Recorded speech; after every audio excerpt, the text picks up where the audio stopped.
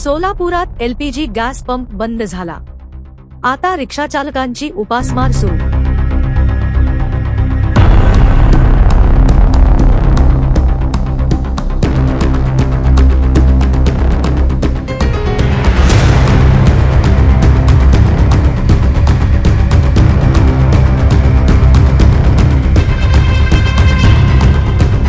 शहरात LPG gas pump अचानक बंद झाल्याने ऑटो रिक्षा चालकांवर मोठे संकट कोसळले आहे. पुढील 15 दिवस गॅस उपलब्ध होणार नसल्याची माहिती समोर येत आहे.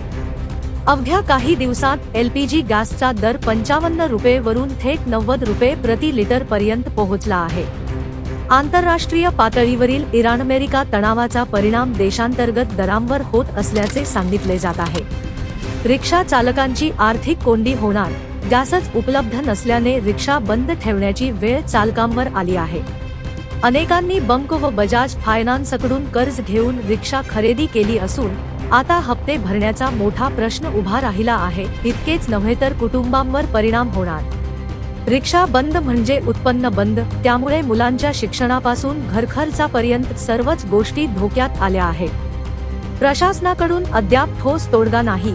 या गंभीर परिस्थितीत प्रशासनाकडून कोणतीही स्पष्ट उपाययोजना जाहीर करण्यात आलेली नाही.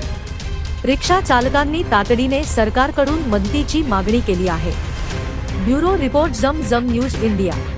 नमस्कार साहेब, आज आमच्या इथं सोलापूरमध्ये एवढं गॅसची तुटवडा झालेला आहे की येणेकरून एवढे शाळेचे वर्दीचे रिक्षावाले आहेत, मुलांचं नुकसान व्हालेले शिक्षणाला जाण्यासाठी. आज आम्हाला इथं या एक टायमाचं जेवण मिळायचं म्हटलं तर मुश्किल झालेलं आहे. आणि तुमच्याकडे तुम्ही गॅस उपलब्ध आहे म्हणता, जनतेला तुम्ही सांगता गॅस उपलब्ध आहे, गॅसचे तुटवडा पडणार नाही. आज युद्ध चालू होऊन तुम्हाला 1 महिना झाला. 1 महिन्यामध्ये भारताकडे स्टॉक नाही आहे का? 6 महिन्याचं तुमच्याकडे स्टॉक नाही आहे का? तुम्ही एवढ्या लवकर 15 दिवसापासून आज आम्हाला इथं तुटवडा मिळालेले.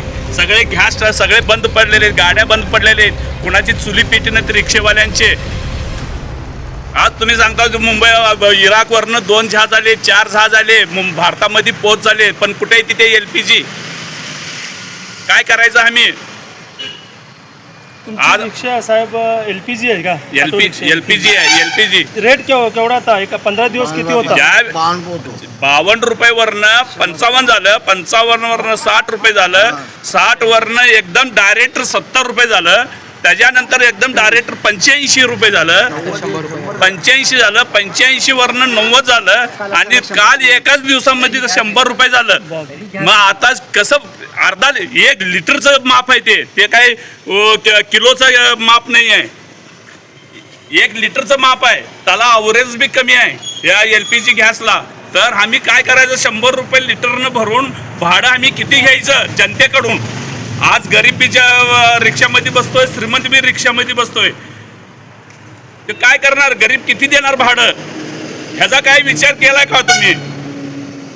मग ह्याच्या सगळ्यावर विचार करून गोरगरिबांचं, रिक्षावाल्यांचं, उपजीविकेचं ह्याचा सगळा विचार करून ताबडतोब आम्हाला एलपीजी द्यावं कमी रेटमध्ये, एवढीच माझी विनंती आहे. जय हिंद, जय महाराष्ट्र. मी शब्बीर फुलमांबरी. महाराष्ट्राचे मुख्यमंत्री माननीय देवेंद्र फडणवीस साहेब, आपण आज TV चॅनलवर बोललो की पेट्रोल 10 रुपये कमी झालेलं आहे. तर पर बॅरेल 65 रुपये होता तेव्हा तुम्ही 100 रुपये देत होतो. आज पर बॅरेल 110 रुपये झालेला आहे डॉलर. तर तुम्ही 10 रुपये कमी केलेले आहे, ही आश्चर्याची गोष्ट आहे. आता मी एक रिक्षा ड्रायव्हर आहे, सामान्य रिक्षा ड्रायव्हर पण इथं थांबलेले आहेत. हा ज्या गॅसचा पेट्रोल एलपीजी गॅसचा पंप आहे ऑटो रिक्षाचा, हा सध्या बंद आहे. म्हणजे यांनी सांगत आहे की 5 दिवस हे बंद राहणार, 4-5 दिवस. गॅसचा तुटवडा झालेला आहे. तर आपण तर म्हणता गॅसचा तुटवडा नाही, ते ऑटो गॅस एलपीजीचा मी सांगालो हा तुम्हाला, CNGचा नाही आणि पेट्रोलचा नाही. ते गोरगरीब रिक्षावाल्यांना तुम्ही ऑटो गॅस एलपीजी दिलेली आहे हातात, आणि त्यांचे मोठमोठे हप्ते आहे. प्रत्येक जे बजाज कंपनी आहे, आम्ही ऑटो रिक्षा घेतलेली आहे, 9,000, 10,000, 7,000, 8,000 असे हप्ते आहेत, आहे की नाही? असे हप्ते आहेत आमचे रिक्षाचे. ते कुठून भरायचं आहे तुम्ही सांगा बघू.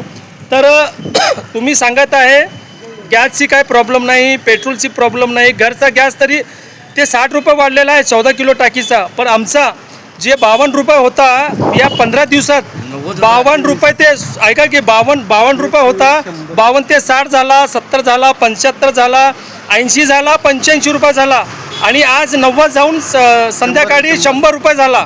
तर साहेब आमच्या ॲव्हरेज रिक्षाचं जे आहे नवीन रिक्षा जे आहे त्याचं ॲव्हरेज 1 लिटर टाकले तर 25-26 रुपये 25-26 ॲव्हरेज देतोय नवीन रिक्षा.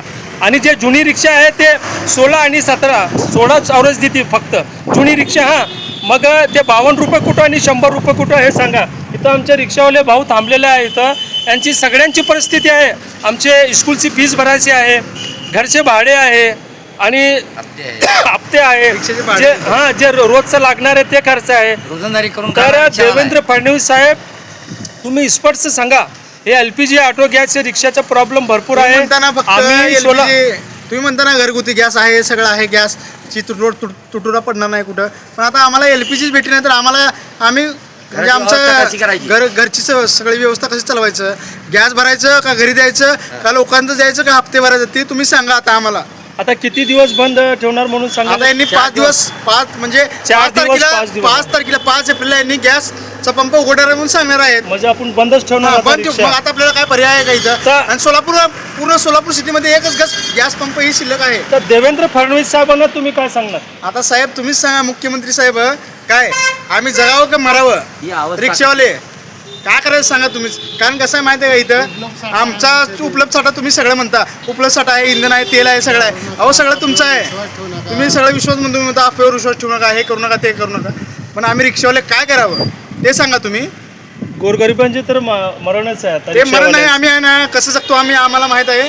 तुम्ही एक दिवस आमच्यासाठी बघा तुम्ही काय करायचं ते. कारण कसं आहे माहिती आहे का रिक्षा चालवल्याशिवाय आम्हाला पर्याय नाही. आमचे रोजचे आहे ना पैसे द्यायचे असतात, घ्यायचे असतात, पुन्हा सगळं आम्ही काढलेलं असतं, कर्ज काढलेलं असतो. कसं करायचं ती तुम्ही सांगा मला. बस.